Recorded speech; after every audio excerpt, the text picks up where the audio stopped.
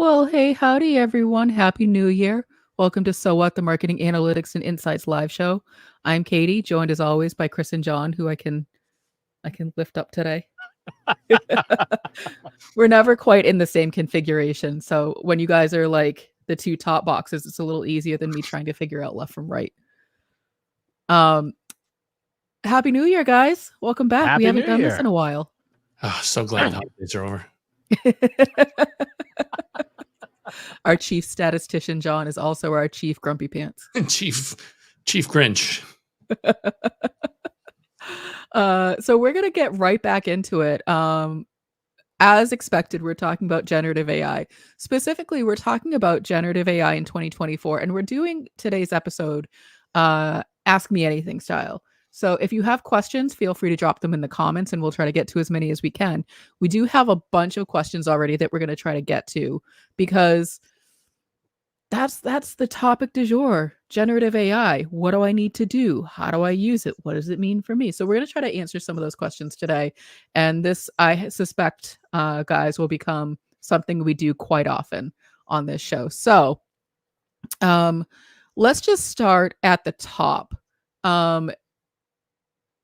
Is it possible, Chris, to sort of summarize what's new in generative AI? Let's just say like in the past 10 days. 10 days. 10 days. A bunch of things have happened. And let's scope it to just before the holidays as well. The big one from a regulatory perspective was the EU Parliament passing the EU AI Act, which is, and we've talked about this in the past, the EU tends to be the leader in the world of regulation on major technology and stuff, especially when it comes to individual rights. If for those who may or may not remember, back in the last decade, the EU was one of the planetary leaders on data privacy, culminating in 2018 with an act called GDPR, the General Data Protection Regulation, which became sort of the gold standard planet-wide for how to protect data. And many other legislative acts, California's CCPA and CPRA, followed in the footprints left behind by GDPR. And so many of the other privacy legislation that exists in the world is a derivative of that in some fashion. If you comply with GDPR, you're pretty much compliant with all of the other, follow-on acts, if you will. Well, the EU AI Act appears to be going the same general route, and that means that because it's setting the tone for and about the ways AI should be used, it's likely to be the sort of the gold standard for it, and then other places in legislation will probably follow in its footsteps. There's an entire module in the Trust Insights course, the Generative AI for Marketers course, which you can get at trustinsights.ai/AI course. I believe it's chapter 6. That goes through all the six major provisions of the EU AI Act. The one that is really important, well, this we call it the 5D process, right? Which is number one is deter, don't use prohibited cases of AI. So there's a whole bunch of things that EU AI Act lists, like, don't do this with AI. It's all the things you'd expect. There is defend the rights of individual users. There is document, which is document the use of AI. There's disclosing the use of AI. I can't remember what the fifth one is why it's in the course. The big one that affects most marketers is document and disclose. The EU AI Act makes disclosure of the use of AI mandatory. We've been saying last 2 years, you really should be disclosing the use of AI. It helps reinforce copyright and so on and so forth. And now with this new legislative act, it's not optional anymore. So if we were to put up the new theme music for this show, we would have to disclose generated by AI if we want to be compliant with the EU AI Act. If you put up a blog post image on your blog and it's a dog on a skateboard wearing a tutu, you need to have some disclosure saying made by AI, so that you're compliant with the law. That's one of the really big developments. The other two things that have come out that I think are really interesting. One is, in December, we saw Mistral, the French company, release a new model called Mixtral, which is a mixture of experts model.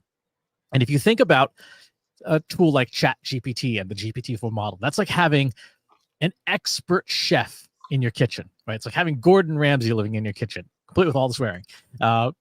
Mixtral is kind of like having maybe a slightly lesser chef and like 7 sous chefs all in the kitchen at the same time. So they're not as good as a single Gordon Ramsay talent-wise, but they are a lot more productive because you can have that many more people simultaneously working on things. So mixture of experts is this new model architecture.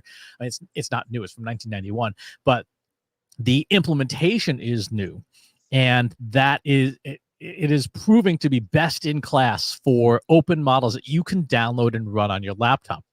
That's number 2. And then the third big thing is that we're starting to see really interesting multimodal use cases, things that cross a lot of really weird boundaries. Just today, speaking of newness, just today, Meta released an audio to video generation model that is just mind-boggling. You give it sampled audio, like the conversation we're having right now, and it renders 3D avatars that are photorealistic of synthetic people having that conversation. So Katie, if you and I were recording just an audio podcast, or if John and I wanted to resurrect like old episodes of Marketing Over Coffee, this would create 3D realistic synthetic people having that conversation. So we could like get some sampled video of us sitting in a coffee shop and recreate the first 800 episodes of Marketing Over Coffee. So that's multimodality in ways that is absolutely crazy, where you take audio, turning it into text, and then use that text to feed 3 different video models to create this synthetic stuff. So it's just in the last 10 days, that's what's been happening. Well, that's a lot. And I think that, what we've seen so far is that the technology is changing so quickly. I totally think that you should absolutely take that number 3 point and do that with old episodes of Marketing Over Coffee to, and I mean it in all seriousness, because one of the things we know is that content is king. Let's just say, like, people love that phrase, content is king. Content is what people consume. That's how they learn about you. It's how they engage with you. And I think that Marketing Over Coffee would be a really good opportunity, because you have so much content and you have so much high quality content, to really experiment with some of these tools and demonstrate the capabilities, while also repurposing your content maybe to a whole new audience. So, thank you for that summary, Chris. One of the questions that we have is, what are some use cases for operations using AI? So before we get into that, I want to highlight one other use case that's come up actually in our Slack group. If you go to trustinsights.ai/analytics for marketers, you can join our Slack group there. It's free to join. Was someone saying recently, hey, I love Marketing Over Coffee. I would love to share it with our team, but they only speak Portuguese. What's the likelihood that we can get Marketing Over Coffee in Portuguese? And the answer used to be probably not soon. So again, this is an open source library released by Meta. It's called Seamless Communications. Seamless M4T is the name of the model. I will give you the upfront caveat. Getting this thing to work is a pain in the ass. It requires extensive technical knowledge and a willingness to roll up your sleeves and compile code, install libraries, all that fun stuff. But if you do it, and you're willing to endure the pain of doing it or setting up the environment for it, what it does is pretty cool. You give it audio in one language, and it translates the audio into another language. So you could have Marketing Over Coffee in Portuguese, or in-ear insights in Ukrainian, or any of the, I think it's like 73 different supported languages. When we talk about marketing and even marketing operations, just having your content available to other markets is pretty cool, especially if it does not require additional work from you as the human, right? So translation and translation technologies like this are pretty incredible. Now, I will also say Seamless M4T is buggy as hell. I've been playing with it extensively, and it's got a little ways to go. But there have been some other new tools. Unity AI is another package that exists that can do voice cloning. Again, running on your desktop. So I think from a marketing operations perspective, being able to take stuff that you've already built and putting it into many more different formats is huge. I would agree with that. I think, we often talk about the video transmedia framework where you're basically starting with one piece of content, maybe it's recorded video, and then you are pulling it apart to repurpose it. So you're doing the work once and then getting a lot out of it.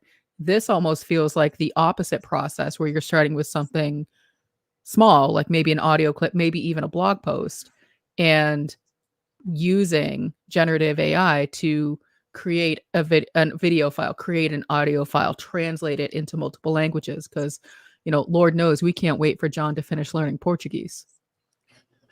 That's a blind spot on my part there. Not picking up any language. Testing has proven that that's a futile exercise. What do you think, John, about, so I mean, we're using marketing over coffee as the example. Is this the kind of thing that you would be interested in using generative AI for? Yeah, the translation thing is really interesting. I mean, for marketing over coffee, but I just think in general, I think there's going to be some major societal shifts when people can just speak every language. We're very close to just real-time translation on a phone, when you go around. So yeah, that's amazing. That's fantastic. The meta thing that Chris was talking about where, you just give it an audio file and it creates, fresh content. That's really interesting as far as in content production for movies and TV and stories and things like that. I mean, imagine they basically get a star to train the model once and then that's it. You just feed it the scripts and the shows come out the other end. I mean, that's kind of insane to think about. In fact, I did notice they had David Schwimmer as one of the audio files in there just to drive that point home for anybody that didn't see that coming stealth. Yeah, the only other thing that has hit me recently, though, is, content is king has always been the mantra, but I've heard a lot of people with the dawn of AI going with, well, unique content is king. Mm-hmm. You have to have something that's at least better than the average stuff out there, or you're going to be one of a million of the same thing out there. I feel like that sentiment has always been true. It's just never been outwardly stated. Yeah. You have to have good, high quality, unique content in order for it to stand out. But now with generative AI, and we'll get into some of the SEO and search questions, it's even more important to have really good, high quality content. Otherwise, I think what's the term, Chris? The sameness of it all starts to happen, because if you're using generative AI to create your content, it's going to look the same as everyone else because everyone's using the same training models. And that's a really important point, because part of what will make you successful using generative AI for content creation in particular, which is one of marketing's big use cases, is leveraging your own data. Something that came up in this week's Inbox Insights, the Trust Insights newsletter, which you can get at trustinsights.ai/newsletter. We talked about data is one of the differentiators for how your generative AI efforts will differ from others. So a couple of really simple examples. One, if you are willing to invest the time and spend a whole lot of time digging around in the models themselves, you can get them to approximate writing style really well. Now, writing style is one of those things that is very challenging because of imprecision in language. So the reason why AI doesn't work as well as we would expect it to is because our language is shockingly imprecise, even though we use it to communicate every single day. If I say he was wearing a red dress, there's so little information in there about the specifics to visualize that it requires additional content to create a context. With generative AI, style is one of those things you can't describe because it is so ambiguous, and it's so difficult to say, and there's so many components of it. There's word selection, vocabulary, sentence structure, pacing, grammar, etc., etc. What you can do is feed either examples to a machine to have replicate a certain type of writing style, or do what's called priming, where you take we do this with our synthetic version of Katie GPT. I've taken probably close to 100,000 words of stuff that Katie's written, and then asked a language model on each of the 22 aspects of writing style, describe Katie's writing style for this, and then taken that feedback passed it back through a model, and said, now summarize each of these things into the specific keywords to create a priming representation. That allows me to have a very, very complex system prompt that's behind the scenes in KDGPT. So that when you talk to it, it is going to sound more like Katie than just something you can do with prompts alone. That has to come from your data. You have to have the data, and it has to be in good condition, and you have to have the techniques to do that, to be able to create those priming representations and those few shot learning examples to generate really good output. But when you do, it's a lot more unique. Right? It is not the same as lame, as our friend Jay Bear likes to say. Same as lame. Yeah, if you were just saying, hey, write me a blog post about B2B marketing influencers, yeah, you're gonna get the same as lame stuff. If you spend the time to codify your writing style, and then you add in unique content that you have, maybe about B2B marketing influencers, then when you ask the machine to create stuff drawing on your data, you're going to get stuff that is unique to you and that has never been done before. Does John GPT exist yet? Not yet. If we want a podcasting flavored version of me, I guess, yeah, that would be the way to go. No, and I think go ahead, Chris. That's a really, really important point that John just made. Things like podcasts are super, super valuable sources of information. One of the things that I did with Katie GPT as part of that writing style development was to take, I think it was 80 episodes of In Your Insights, take the transcripts. I used some Python code that ChatGPT wrote to split the transcripts by speaker. So I took only Katie's stuff. The only things Katie said, put that in the knowledge base. With 800 episodes of Marketing Over Coffee, with John being on every single one of them, we can take all 800 transcripts, split them up, and say, this is the language of John GPT. Mm-hmm. Well, and I think that, we've talked about this before, and this is my stance, is that new tech doesn't solve old problems. And so your point about needing to have really good data and data quality it's always been important, but now where generative AI is so much in the forefront of what everyone's trying to do, having really good data quality, data governance is vitally important in order for these systems to work correctly. If you have a CRM system, depending on the size of your company, you can kind of go through and fix things as you see the errors. With a system like ChatGPT or any sort of generative AI system, it's harder to do that because the models, unless you're someone like Chris, are a bit of a black box to you. You can't really go in and tweak it. You have to know that the data that you're putting in is really to good quality. And that's something, just to put a little bit of a plug, that we can help with. We really have a lot of deep knowledge and expertise on data quality and data governance to help you get to that point where the data that you have is really good and you can feel confident putting it into your generative AI model. Okay, so another question. This is sort of a big question, but what is the best way to integrate different software systems with AI? And I feel like there's going to be a number one, it depends. Number two, what does that mean for you? And there's probably a number three that I'm not thinking of. So yeah, let's just start with maybe even helping people think about how to answer that question for themselves. Maybe that's the way to approach it. I'll say, what are you integrating? Here's the thing. A language model. If we're talking language models, actually, we can break it. So there's language models and image models and video models. So the three big, and audio models. Okay, so four big things: text, audio, video, image. All these things have APIs. All these things have inputs and outputs. And so the question you have to ask is, how does this appliance fit into the overall workflow, right? It's like having a blender. Where does the blender fit into the workflow? If you're making margaritas, it's pretty important. If you're making steak, you're not going to use the blender, not if you're sane. And so the first part you have to figure out is, and this is unsurprisingly going to mirror the Trust Instance 5P framework. What are you trying to do? What's the purpose?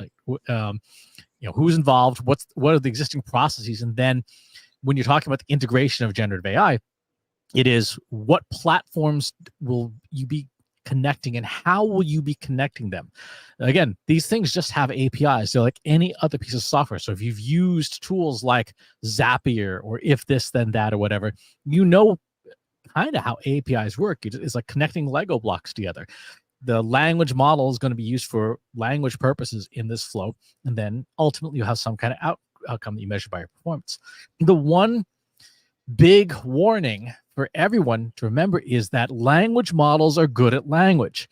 Language models are not good at things that are not language. And so people trying to use ChatGPT for everything or DALL-E for everything, it's just going to give you a bad result because that's not what it's good at. It's good at language. It's not good at things that are not language.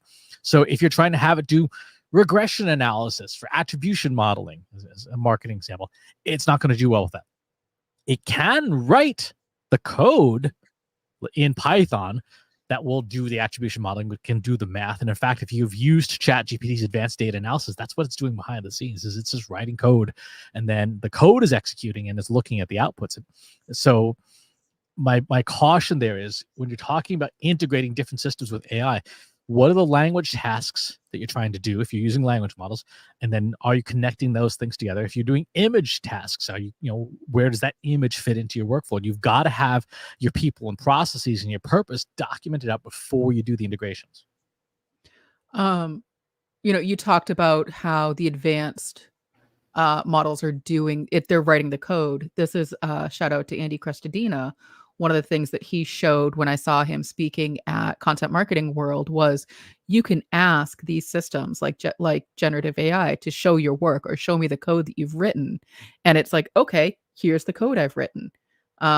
Even if that's not part of what you're trying to accomplish, so that, again, if you have someone like a Chris Penn on your team, you can say, here's the code for all of this. Is there a way that we can then now put this together for our own script so that we can run this without having to bring it to generative AI? I just thought that that was such a really interesting pro tip, is that you can ask it to show its work and it will. And then if you understand how to read code, you can say, oh, that's not what I wanted it to do at all. Let me fix that. And that takes a bit of that mystery out of what is generative AI doing when I'm asking it to do something. In fact, not only can you have it show its work, you can have it give you the actual code, right? So this is something I was working on earlier today. Katie, one of the things Katie asked for help with this year was getting more data out of HubSpot. We have HubSpot. We have data in it. We know what we've done to set this thing up, but we also know that HubSpot's integrations, they have a robust Python package to connect to their API. That's not a language I code in very well, but ChatGPT sure does. So I know what to ask it for. I say, okay, let's write the code to get all the data out of HubSpot so that we can do the work that we need to do to build an attribution model. This is language. This is a task that a language model is really good at. So when we're talking about integrating generative AI into different systems, questions we have to ask, do the existing systems have APIs? If they do, great. Guess what? Now you have a way for generative AI to talk to it. Does the downstream output have some kind of API? In this case, one of the things that we use a lot is we use Google's BigQuery because we want to be able to look at stuff in Data Studio. And so once this is done, it's going to write its data to BigQuery so that Katie can look at all the things she wants to look at in Data Studio without needing to code. So that's an example of this integration. But the first thing she had to do was she actually had to sit down. We had to sit down together and write out user stories for what this thing was supposed to be doing. I think we wrote probably a couple of dozen user stories, and we found the similarities between them once we wrote them, but we really needed to spend some time doing those requirements up front because, Chris, you're reviewing all of these things sort of at a very quick pace and at a high level, but the amount of time that actually goes into writing this code, working with these APIs, doing this integration, it's a multi-day, multi-week, multi-month process. And 10 times out of 10, there's going to be errors the first time around. So you have to go back, you have to trouble. It's software development, essentially. And that there's nothing speedy about good software development. That's true. By the way, pro tip, if you're doing development with ChatGPT, One of the easiest things you can do to keep it and you on the rails is to have your requirements written out, preferably in like a bullet point checklist, and that gets pasted at the end of your code. You can see here my requirements for this code are in the code itself as a big comment. When ChatGPT processes the code, each time you are refreshing its memory as to what the requirements are, and it generally develops much more coherent outputs if you do that. When Chris Penn starts championing requirements and requirements documentation, I know that I've done my job correctly. So you need to have a sword you can like tap him as Sir Christopher now. That's right. The champion of business requirements. Well, it's a language model. And requirements are language. And so if you want it to generate good language, you need to provide it with good language. And there's no better language for keeping an AI on the rails than requirements. It's funny how the same could be said about humans. Now, because humans can ignore stuff, machines are you can compel machines to pay much more close attention. Well, we're not going to get into this debate today, but I feel like that is something that we'll cover in the podcast at some point. All right. So here's an interesting question. So there's been a lot of chatter about SEO and search engines and how is generative AI changing? So one of the questions that we got was how do search engines deal with AI hallucinations now and in the future? So before we get into that, Chris, can you define what an AI hallucination is? This is a very complicated question to answer because it depends on the model. So let's say it's ChatGPT, which is the one that most people are using. So this is a very, very complicated question to answer. I thought it was simplifying it, but perhaps not. No. When you build, when a company like OpenAI or Google or whoever builds one of these models, what they are doing, to put it in the simplest possible terms, is that's mathematically incorrect. So if you know vectors and embeddings and stuff like that, this is completely wrong, but this is conceptually correct. They're basically just building really big word clouds. And every word that they scan has a word cloud around it. And what a model is a giant series of word clouds. That's conceptually what's going on.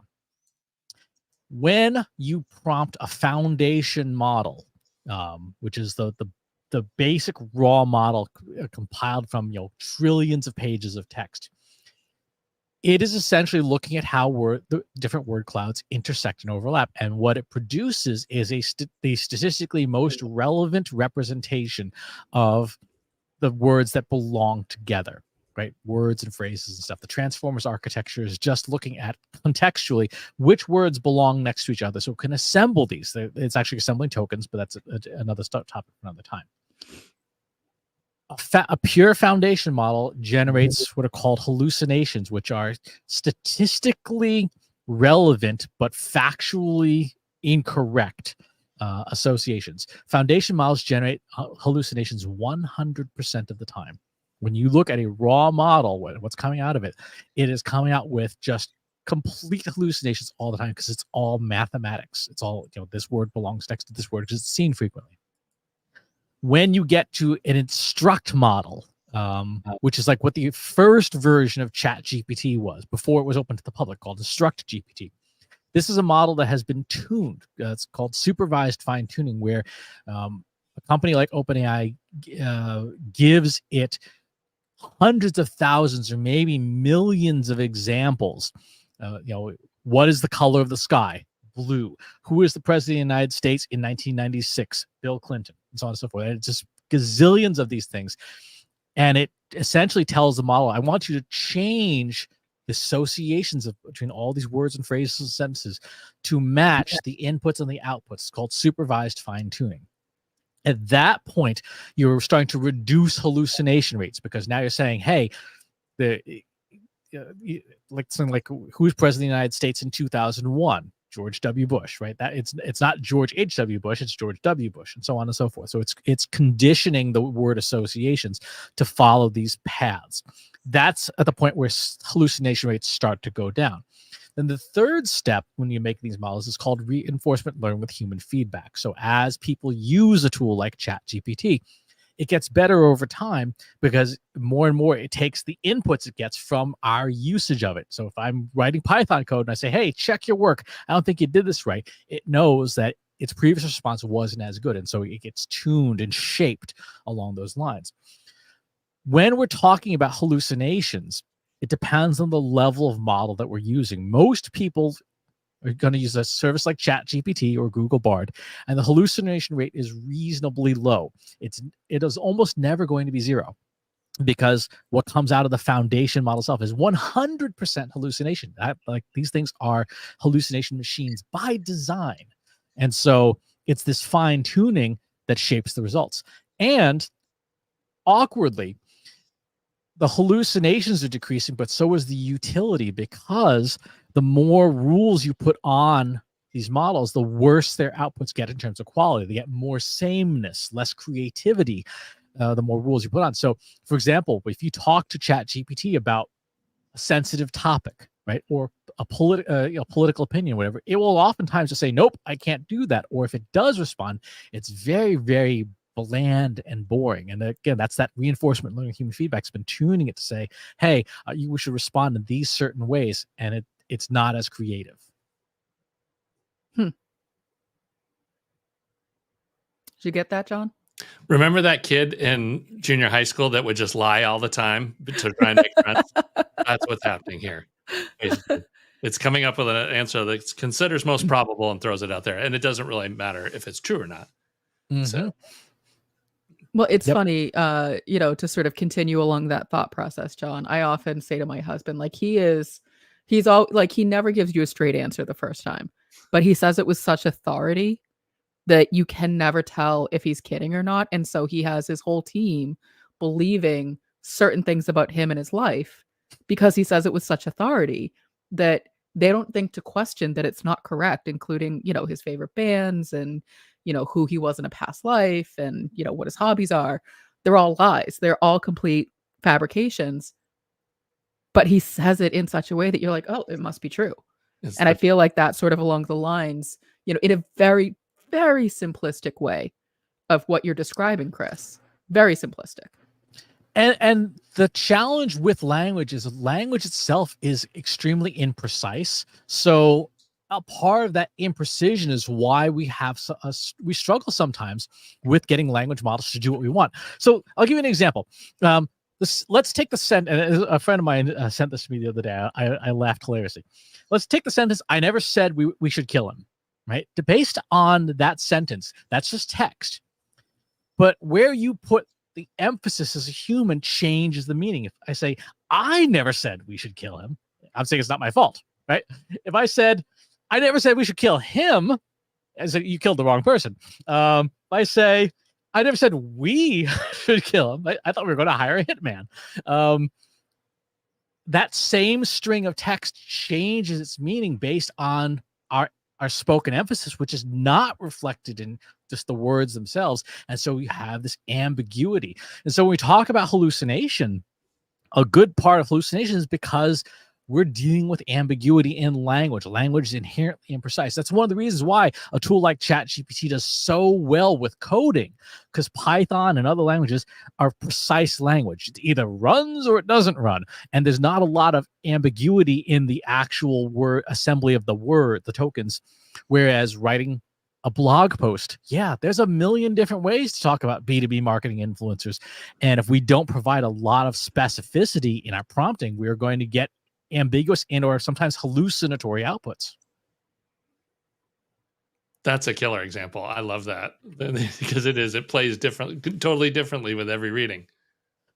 It does. I mean, that's actually an exercise I've seen people do, like public speaking things. Mm-hmm. They'll take a sentence and say, now change the emphasis on each time you read the sentence on a different word and see how it changes the meaning. It's like, oh, even though like English is not a tonal language like Chinese, for example, that emphasis changes meaning and it's not reflected in text. So going back to your question, Katie, about how search engines deal with AI hallucinations, the number one way is they don't use models for knowledge, right? If you look at Microsoft Bing and its use of ChatGPT, the GPT-4 model, if you look at Perplexity AI, if you look at other tools like this, what they are doing is they are acting as a language interpreter. And if you can watch this, when you use Microsoft Bing with Copilot, you'll say, hey, what is a good recipe for guacamole? You will see it translate your text into Bing search queries, make those queries, get results from Bing search archive, and then aggregate and synthesize an answer. So very smartly, what Microsoft is doing is saying this language model is good at language, but we know it's bad at facts. So we're going to instead offload the fact part to our search engine. Bing comes back with some results. It synthesizes those results into language again that is conversational in nature. And you're like, oh, that's helpful. Compare that to Google Bard, which does try to use in the previous versions, it does try to use the knowledge of the model, and it comes up with hallucinations. In fact, so much so that they've actually put in a button that says, check Google's responses, and then it goes back and Googles the things it wrote and says, oh yeah, actually I lied, I completely made that up. And so that structure of going to a different source of truth is how search engines deal with that. That is contingent, obviously, on the search engine itself and how good its search engine results are, right? So if you ask a search engine for something that is scientifically questionable, it will give it to you, right? You ask Google, show me videos or show me text that proves the earth is flat. Like, Google will find that for you. It's wrong, but it is factually wrong.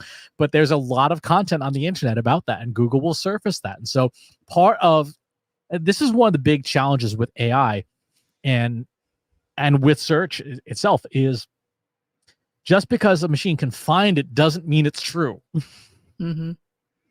I think that one of my favorite descriptions of that is you have the entire solar system when every other planet is a sphere, and then the Earth is just a flat thing. It's like, how do you think this is a thing? But okay, let's go with it. So I don't want to. I think misinformation is its a whole topic that we can cover.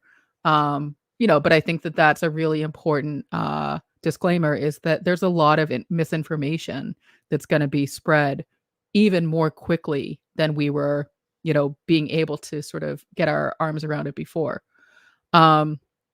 One of the questions, Chris, because we're sort of we've been talking about this for quite a bit. One of the questions that came up was why image generation prompts don't work as well as text generation prompts. And before you get into the weeds and the technical details, one of the things that you said to me the other day just totally blew my mind. We were recording the podcast, and you said something along the lines of generative AI can't see what it's showing you. And it was like, it was such a factual, simple statement, but it just blew my mind because it's a machine. It's numbers, it's code. It doesn't have eyeballs or a way to actually see. So if you say, this is a picture of a chicken, it's taking your word for it. It's saying, okay, this is a picture of a chicken. It can't look at that and be like, John, you're lying. That's a donkey. And that just totally blew my mind. So image generation prompts, why don't they work as well as text generation prompts? Because they're different. There's two things. They're different mechanisms, right? So image generation is done with a technique called diffusion, whereas text generation is done with this process called transformers. They're similar mathematically under the hood, but they're not the same thing. And because of the way image generation models are trained, the prompting structure is going to be different. The general process for training an image diffusion model is to take a gazillion number of images and their associated captions or text or alt text or whatever, and create associations. So you would have, picture of Jimmy Carter, picture of Jimmy Carter at Camp David, and so on and so forth. Those captions from news sources, from image catalogs, Amazon, alt text for visually impaired, all that becomes this matrix of here's a word and here's what's associated with this type of image. And then when you prompt an image generation model, you give it words And then what it does is it takes sort of a mathematical average of all the images it knows to contain all these different words and try to meld them together and chips away at all the pixels until it gets something that reaches a mathematical average of the words that you've used. So if you had dog on, wearing a pink tutu, riding a skateboard, it's going to have sort of a mathematical understanding of those different concepts from all the things it's trained on, which is why in pure image generation systems, you have these really strangely worded prompts like picture of an envelope ejecting through the cockpit of an F-18 Super Hornet, photorealistic, highly realistic photo, 24 millimeter lens DSLR. Right? That's an image generation prompt. Makes very little sense to us as spoken word, but it's because we know we're taking advantage of captions and highlights and descriptions from museum walls that these image models were trained on. Because of that, if you don't know the syntax of how an image generation model works, you're going to get subpar results. Combine that with the fact that what is typically put into image generation models are very short snippets of text. Again, they're captions or alt text. They're not paragraphs of description. John, as an example, describe this. That would be purple chicken with Santa hat and scarf. Right, but you could spend a lot of time talking about this, right? Like this is clearly a holiday chicken. It's probably a plastic holiday chicken. It seems to light up. It's got a scarf. It's got a hat. There's a little bit of mistletoe on the hat. It's a painted piece of plastic. The chicken doesn't look super thrilled to be here. Right? There's so many different things you could say about this. What's the old adage from the classics, right? And a picture is worth 10,000 words. You could easily. You shouldn't, but you could easily write 10,000 words about this thing. And yet an image model's been trained on maybe 20, right? And so when you don't get good performance out of an image model, it's because the words you're using don't occur in captions, in image captions is essentially what it boils down to. Now, there are services like Stable Diffusion, which are trying to help build libraries where machines can auto tag and create more enhanced captions on images they already have control over.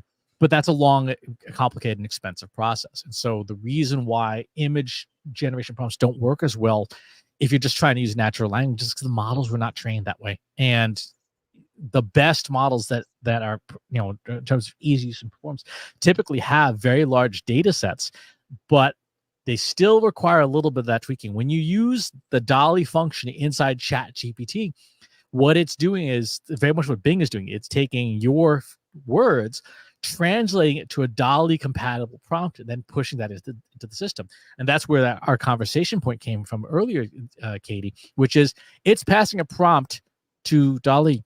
It can't see what DALL-E is doing. It has no idea what DALL-E is doing. So it just gets the result back from the API. It says, here's your thing. Did you like it? And you're like, no.